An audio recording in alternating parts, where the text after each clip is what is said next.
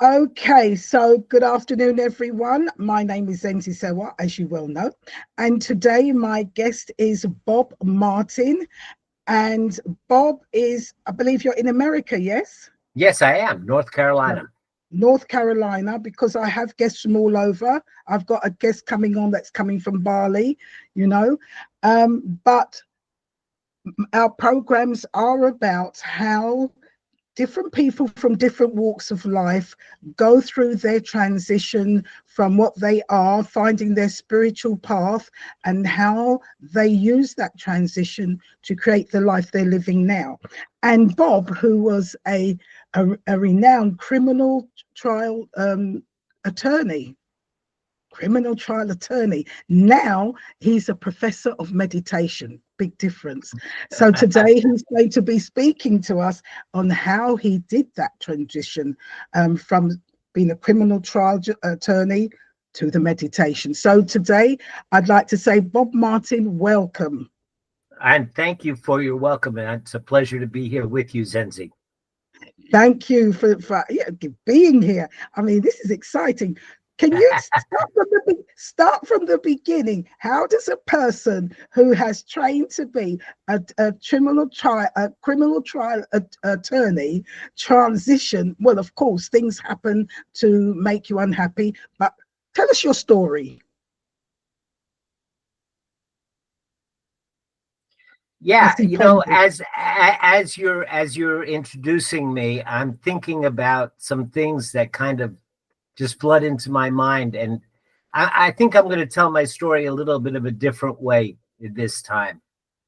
And Feel free. and so my folks were immigrants and came to America. My father was born in 1898, just to give you a little bit of a time frame.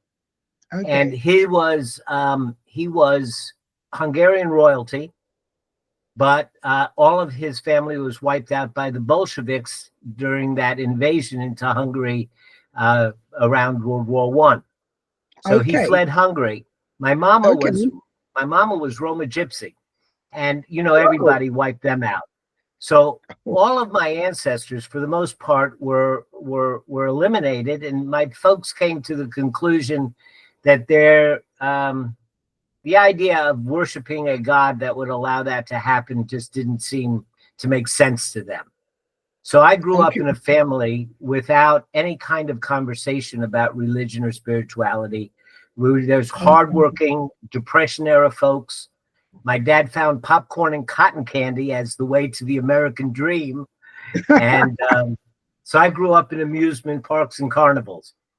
Okay. But along the way, there's a couple of things that happened that I think set me on my course. I read a book called To Kill a Mockingbird. It's a very famous book in America. Oh, yes. A film was made from that. A film was made from that. And Atticus Finch was this very low-key, very humble attorney who stood up for justice. Yeah. And I read it when I was 14 years old, and I think I fell in love with Atticus Finch at that time. Another book that I read at that time was Don Quixote de la Mancha. Okay. And they made, of course, a movie out of that. That's and the right. famous song, "To dream the impossible dream, to fight the unbeatable foe." See, I even get a little choked up when I say that. Yes. And I think that made a big difference in my life. It set me on a path. And the fact that my folks did not practice any religion or didn't have that conversation left me curious about, how does the universe work and what puts it together. I read a lot of science fiction in my teen years, and science fiction always has God concepts or different kinds of spiritual connection concepts in it. So that was another thing that stimulated my curiosity. So I was just kind of thinking about the things in my development that led me to where I became a lawyer. And so I became a lawyer, and it was during the time when Miami was overcome by drugs and cartels and mobsters and the like. And so I became a trial lawyer. So I was deeply involved in all of that. And let's say that my behaviors became excessive. Okay. We won't go into that, but go ahead. Okay. Well, it was the cocaine cowboy day. So I'll let your Mm, imagination run free with that. mm, But as a result, I was making money hands over foot. I was very successful, respected by the courts, um, involved in the community. But personally, I was falling apart. mm. Um, my marriage wasn't great. I became married to my work and came home at midnight and left at 5 in the morning Oh, and didn't spend enough time with the family. Things were getting very frayed. So I was seeing a therapist. okay. And, I don't, I think it's above my pay grade to say that the universe conspires to make things happen in your life. I don't know, but it turns out that my therapist was one of the devotees, a primary student, and the English language editor of a 72nd generation Taoist master from the Shaolin Temple. Okay. Now, I don't know if your audience knows much about Taoism, Yes. but it's a sister to Buddhism, I Yes. would say. And its early roots really developed out of shamanistic practices in China 5 to 6 thousand years ago. But Master Watching Ni, think about that, 72nd generation, 1400, Long life. 1400 years of wisdom being passed down intergenerationally. Yes. Just we can't even imagine that. I can't even wrap my head around that. But anyway, I was introduced to Master Ni and studied with him for many years, and it changed my life. Um, and right about the time when all of his teachings were really taking hold and my heart was opening, um, my mobster client, I'll call him Johnny, which I had a very good arrangement with, that I wouldn't do anything illegal and unethical. And he would gain the advantage of having a respected, trustworthy attorney representing him. Yes. He saw that was advantageous to him, but then his son became arrested. And when his son was arrested, it was all deals are off. You must win this case. You must create evidence. You must suborn perjury. You must do this. You must do that. And I won't do it. I said, I won't. So we all decided it would be better if I just left Miami. Parted waves. We parted ways. Waves.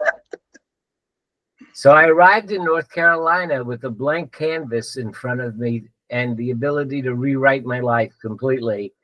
After 6 years of study with Master Ni, I wasn't the same person that I was when I started.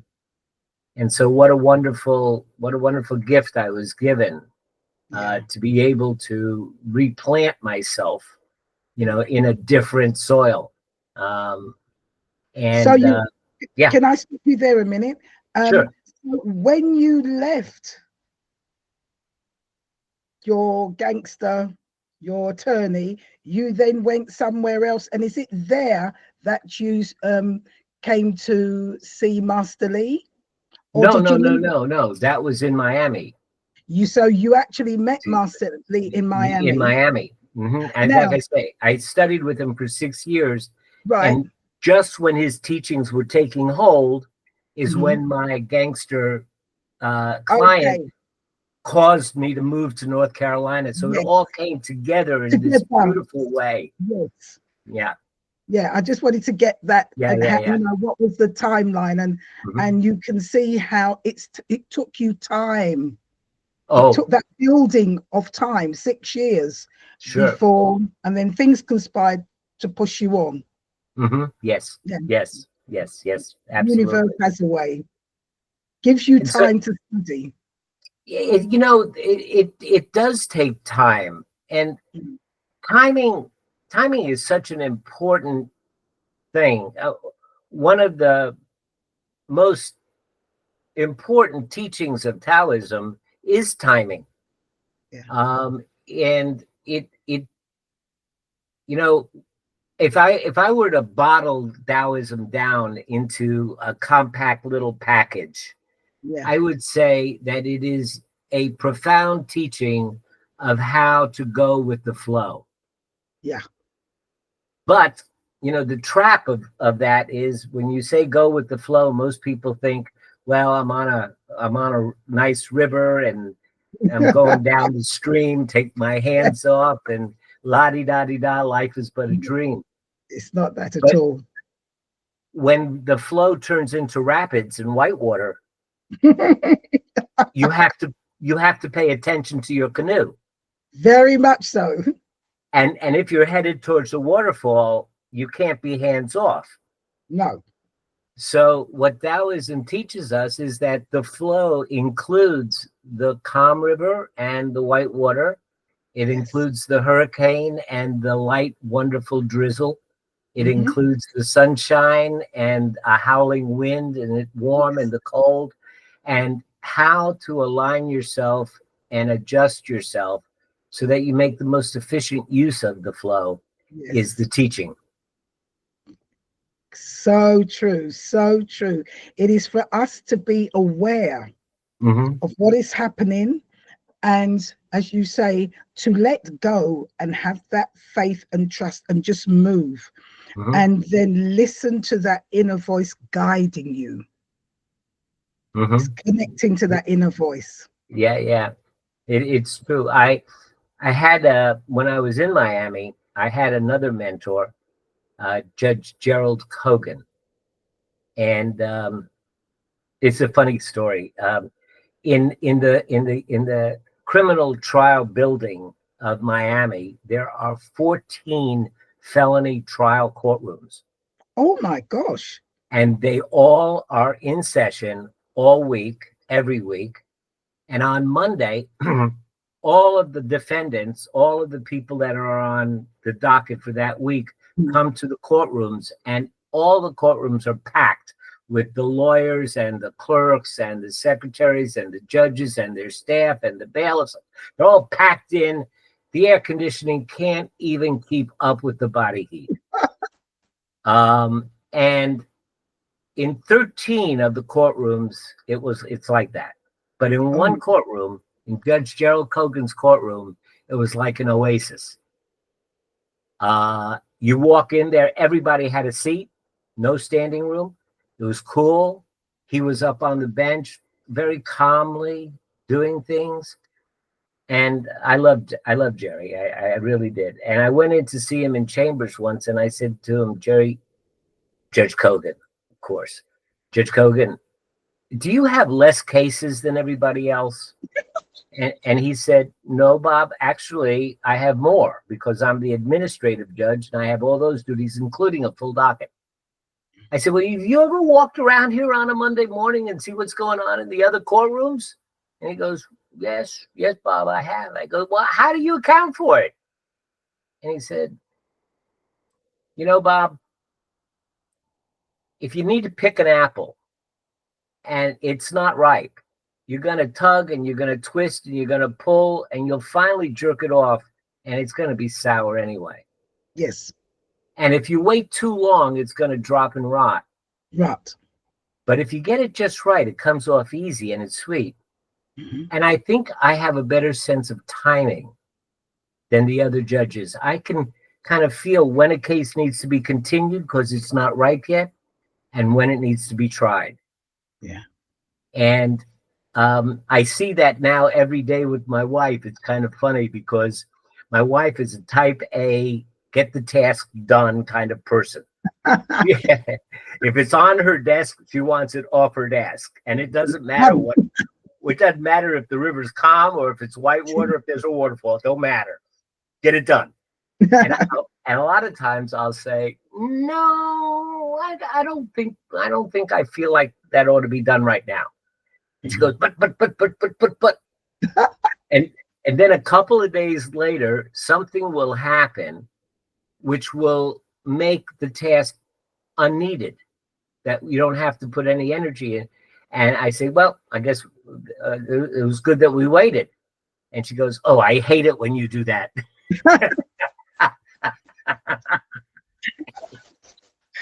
Oh dear. Lovely.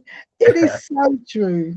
It is so true that everything, as much as we say in divine time, it is about when you start to go on that spiritual path, meditation, whatever, you on that spiritual path, there is a way things are done. And when you start to understand that and you start to grow with it and you start to meld with it will guide you to the right thing.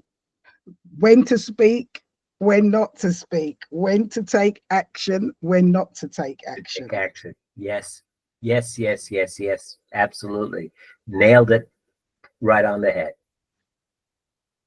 It was a cousin of mine that brought that to my attention years ago, and I've never forgotten about it. Because there are sometimes you see things and you want to do, and it's the wrong thing to do. And there's sometimes you see things and you should do because it's the right. It's to know when to take that action. So, yes. Bob, tell me, how did things progress from there? Well, let me just go back and tell you one thing Master Nee told us, because he came, of course, I did not go to the Shaolin Temple. Yeah, I was in Miami. Yeah. He came to Miami because of my therapist was one of his students, and he was, anyway. So one day we asked him, Master Nee, why do they call you master? And he said, well, because I have mastered life. And he chuckled and walked away. And he did that. He did that a lot. He laughed and he chuckled a lot. He giggled and chuckled. But then we grabbed him and we said, Master Nee, then tell us, what does it mean to master life? And his face became serious, as if, he said, I'm going to tell you something, and please remember this. When you have interfered the least and yet had the proper impact, and knowing what the proper impact is, you have begun to master life. You have the least interference. In other words, allow things to develop on their own, in their own way, on their own accord, and only interfere when the time is right and your interference is called for. So true. So wise. So wise. And it's like Lao Tzu says in the seminal book of Taoism, when called to be a leader, do so reluctantly. And when your work is done, step down. Yes. And it's and that is letting go of the ego. Yes, exactly. Because he says you step down because then your work will be eternal. Yeah. But the ego. Yeah, if it's all about you, then it subjects you to all of the faults and foibles of being human. If it's about the work, then the work can stand on its own. Oh, that is wisdom. That is such wisdom. And I found that as well.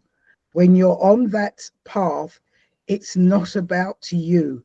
It's about the journey, what you've come for, what you can share, what you can bring to the table, and not just for humankind, for everybody, and part of that, and just being part of that, and not trying to put yourself as the uttermost, but just part of the community, sharing what you know. And you're so right. I mean, you're so spot on. And the interesting thing that is kind of counterintuitive is that some people may hear what you just said and they say, well, then I'm going to make myself less important. But the opposite is true. When you move to that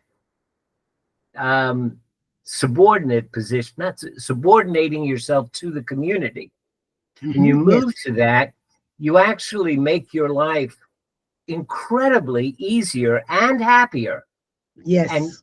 and you rise above all of the little petty insults and the little Yes. gives and takes and everything else, and none of that sticks to you anymore. It just rolls off your back, and your life is Yes. just happier. I mean, can I tell you a recent insight that I had? Please.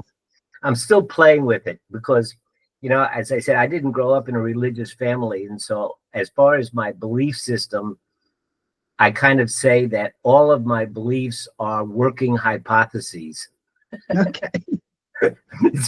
This is my working hypothesis, but I just came to this idea that all of the great wisdom teachers, we talk about Lao Tzu, we talk about Confucius, we talk about Gandhi, we talk about Martin Luther King, we talk about Jesus, we talk Buddha. about Krishna, all of them. Everybody thinks that they came to make you a better person and to make the world a better place. And I say, maybe not. Maybe what they came for is they just want you to be happy. And coincidentally, the path to happiness is to be a better person, is to be a good person, to be kind, to be grateful, to be generous. Yes. This is the path to happiness. You're just on be my happy. road, because I say to people, we are the world. When you look at the world and it's not going right, that's the macrocosm.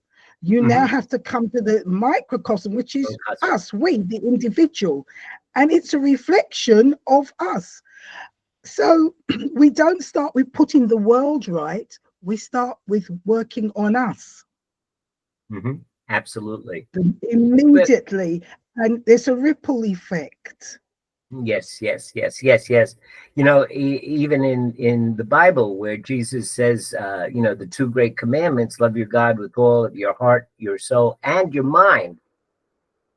So if we were to follow that commandment, we need to clean up our minds, because if they're all filtered with all this, self-condemnation and self-criticism and the like, then how can we love the creation with all of our mind if our mind is constantly bubbling with self-criticism? And then the other one, he says, love your neighbor as yourself. Yes. Well, if I don't love myself, how can I love my neighbor? Thank you. Well said. Very true. So Jesus came and commanded us to love ourselves. Work on us. We are the force. It all begins with us. Nothing can change until we change. Yes. Lovely, lovely, lovely. So continue your story, please. Oh, so I came to North Carolina, and to tell you the truth, there's not a lot of Taoists in North Carolina, but there are Buddhists. And so I began to attend Buddhist services. And see, Taoism is much more contemplative and motion oriented. We all know about Kung Fu and Tai Chi and Qigong, all these energy practices that are moving practices. Yes. But Buddhism is much more meditative. And so that's when I began meditating. And then at some point, about 2007, a group of folks reached out to me, and they said, we'd like you to enter teacher training. And it was 2 years, pretty intense. And so I went through that, and then I started teaching. And then it's a very hard conversation, meditation is, because it's not hard to do. It's not hard. No conversation. No, it's not hard to do. Well, I mean, the conversation is hard because anytime anybody finds out I'm a meditation teacher, their first thing they say is, oh, meditation, I really need that, but I can't do that because I'll never be able to sit still and blah, blah, blah, blah, blah, blah, blah. And if I were to tell them what my training was, 2 years, 30 minutes a day, weekly teachings. Nobody's going to do that. But the people at Duke University here in North Carolina, they developed a cool method which takes 5 weeks, 10 minutes of practice a day, 1.5 hours in class once a week for 5 weeks and 10 minutes of practice a day. And you will understand what meditation is. And so I went and got certified there. Then I started teaching, and that's something that you can, I hate to use the word sell, but that's something, let me put it this way, that's something people will buy. If I can say, yeah, you want meditation? Give me 5 weeks, 1.5 hours a week, 10 minutes of practice a day. That's all I need. And I can teach you meditation. People will commit to that. Yes. And I have taught at this point hundreds of folks, and I teach a credit class on campus here at the university. I get 17 new students every semester, and I have the wonderful privilege of watching their minds free up from the conditioning. And when they get it, that they are the creator of their thoughts, that they're not their thoughts, but they're the creator of their thoughts. When they get it, which happens right about in the 3rd week, it's like, wow, that's who I am. I'm that. It's just such a beautiful thing to witness. It's lovely. It's absolutely lovely. So, Bob, so we've gone from leaving the criminal side and all the things that go on to coming into the meditative side. I was by force, I suppose. Well, not by force. It, for some reason, it came to you, and you're doing that. And you're now a meditative professor, and you're taking classes or giving classes. I take, and you're teaching. What have you found? How long have you been teaching? Well, I've been teaching with this Koru method. I've been teaching since 2015. Was teaching with the Tibetan methods from 2007. Okay, so I only asked that not to look into the method, but what have you found? I mean, yes, you're doing the meditation. Have you seen a pattern within society and within people in general in a turning around to the spiritual side? Are you finding more people are becoming aware and more people are asking questions?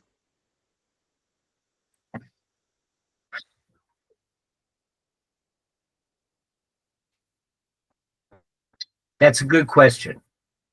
I am beginning to see, how do you judge that? You can only judge it by my personal experience, but also you take a look at, the traditional forms of spirituality, which we call religion, and, how are the churches doing? For years and years and years, there's been a steady decline of attendance in churches, and people declaring, when they're asked what their religious affiliation is, they say none. We call them the nuns. And the nuns have been increasing, and participation in churches has been decreasing. But lately, there has been a little bit of a turnaround in those statistics. Now, in what I see in the classroom is, when I first started teaching in the classroom, my students were millennials. And they were born around 1990, 2000. And they were very, very self-centered. And there was very much of a, I don't need to learn it until I need it kind of thing. Yeah.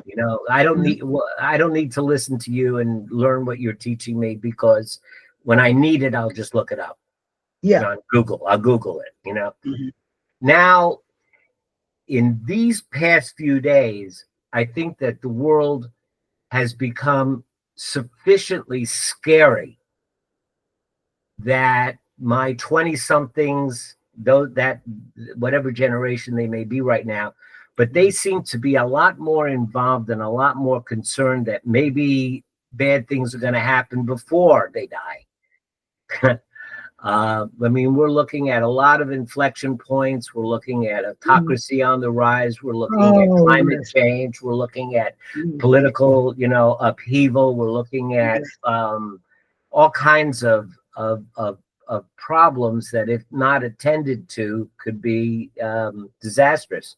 Yeah. And so I think that these kids are becoming more attuned to wanting to do something, kind of like almost going back to the Vietnam era in America. Yeah. The hippie era. Because I'm finding, looking, and you said with the hypocrisy, the communication, TV, paper, so many things are coming up that it's now, one used to believing it, but now it's showing itself up to not be the truth. And it's forced people's eyes to open. And in so doing, and we said earlier that the universe has a way of conspiring. And I say nothing is an accident, nothing is a coincidence. And I believe we're living in a time where, because the way things are moving, things are now purposely being exposed. And we are getting help from the universe, from the divine. It's almost as though where it was closed before, it's been prized open so that we can see it. But it is still our choice. What are we going to do about it? Mm-hmm. And I think because it's been prized open for us to see the true reality of things and not masked, like you have a nice cream sundae with mud underneath, and it's all done with a nice cream and it looks good. And it's not until it opens up you can see that it's actually mud and not like nice chocolate sponge or strawberry or whatever. So things, all the fluff and the cream has been blown away for us to see the true reality. And what it's now saying, it's there in front of you. What are you going to do about it? And there are those light workers like you and I are coming up speaking and making it more available, more out there for people then to say, is there something else? Can I do better? Yeah. What is there I can do? It's forcing us to look and take action. Yeah, I just wrote a blog. I coined a new term, existential heartache.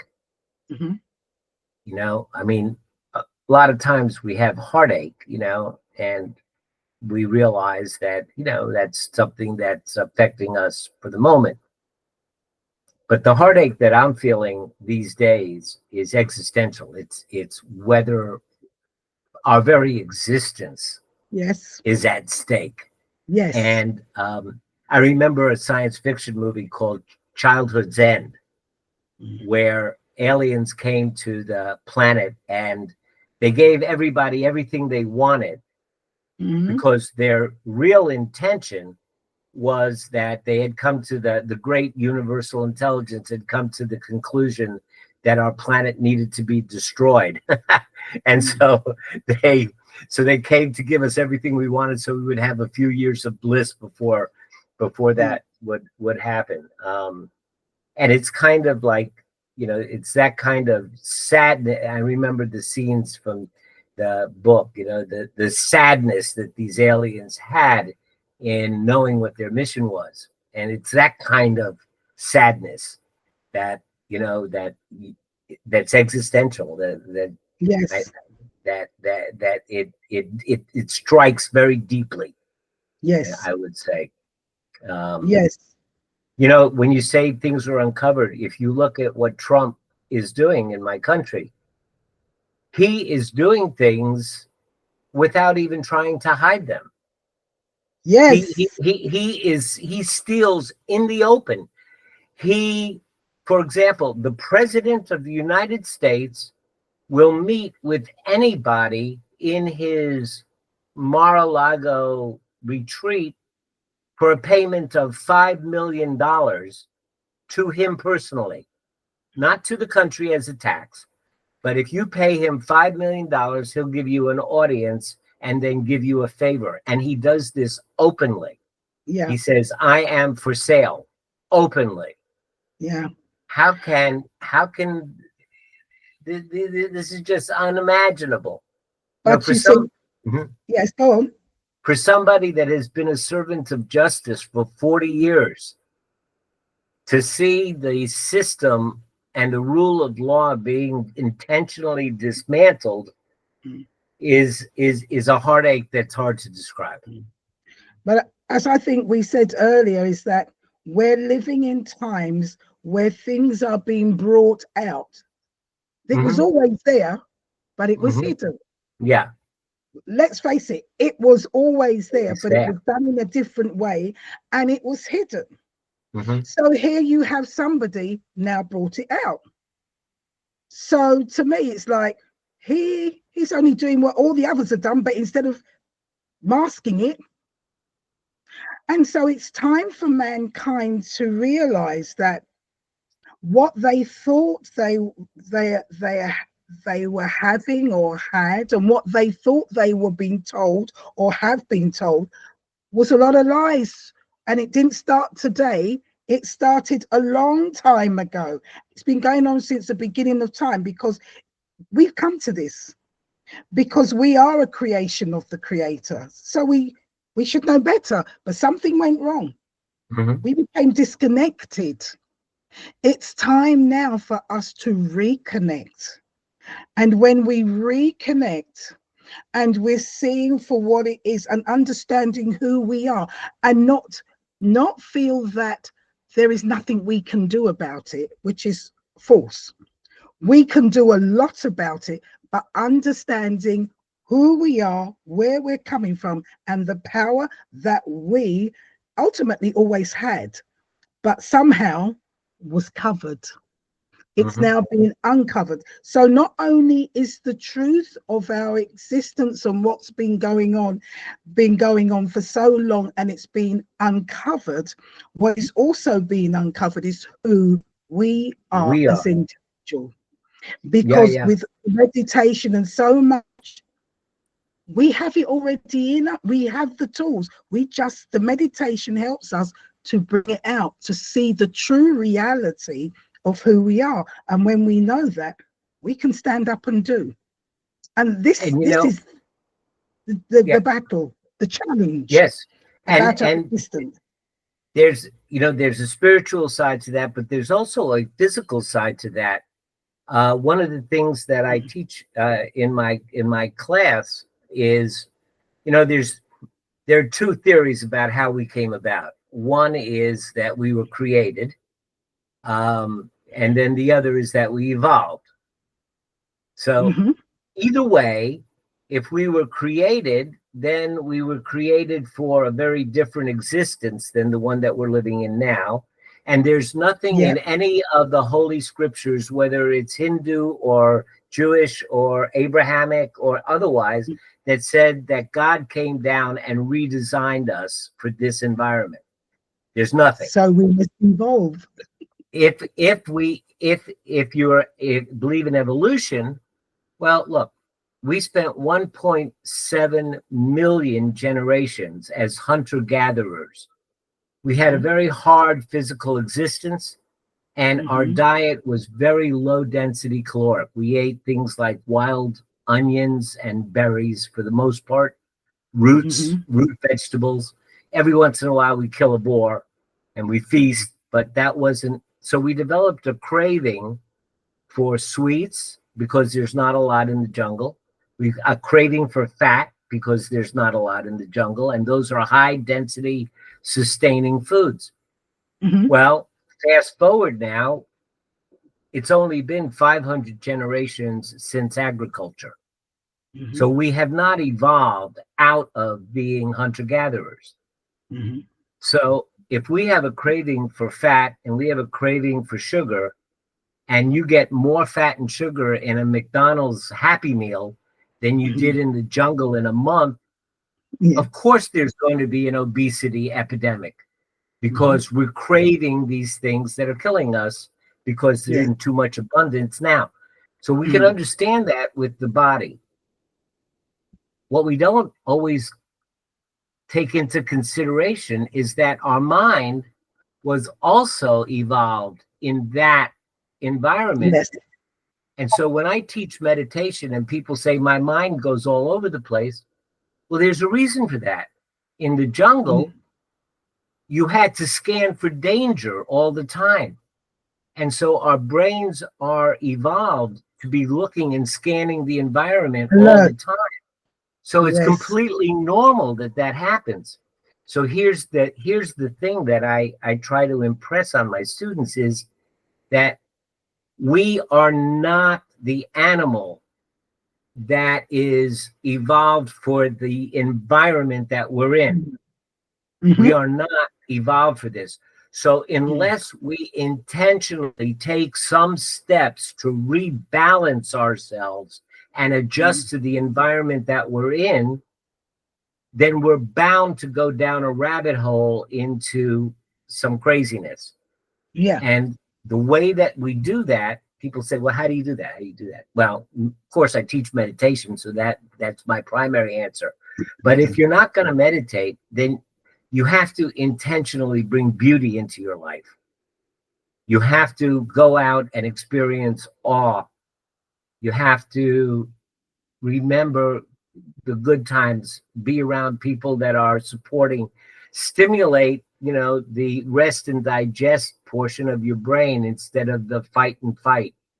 Yes. Stimulate. You've got to Yeah. stimulate it, build up the neural pathways so that you have a balanced, you have these two, just like I said, you have these two systems that are in opposition to each other Mm. trying to create balance. There is the sympathetic nervous system, which is flight fight. There's Yes. the parasympathetic nervous system, which is rest and digest and create and Yes. connect. Yes. You need to have some stress, otherwise you won't do anything, That's right. Because right? it You need to have a motivates little, you. right? It motivates you. But you can't be stressed out Yeah. and overwhelmed. And Yeah. to balance that, you have to intentionally bring beauty into your life. Yeah. And if I could leave your audience with anything, is that you have a responsibility to beauty. Yeah. Because beauty makes you happy. It makes you feel more harmonized. It brings all those things that you want to have to live the life that you deserve. Mm-hmm. And the thing is, if you do that, you get what you want, which is the physical side, actually the physical, the active side. But if you do, your battery's running out.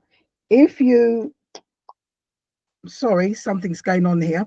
If you do the spiritual side,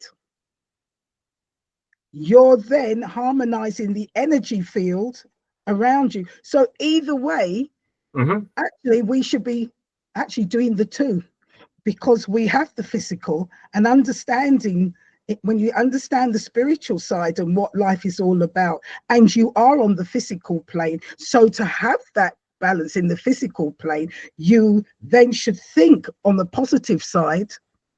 So each way it's a win-win, and it's Right. actually drawing man back to being as they should, using their spiritual side to live on this physical plane and to be in harmony with everything. Right. It's what we're here to do as And and I, being and I would take it one step. I would take it even one step further. yeah. I would say that beauty is spiritual. Thank you. Beauty is spiritual, and Because as I say, in the brain, you in an MRI, in a brain picture of the left prefrontal cortex of your yeah, brain, when you're experiencing beauty or you yeah, feel you're experiencing spirituality, the yes, very same portion of your brain is activated. yes, The very same portion of your brain. So to your brain, physically, there's no difference.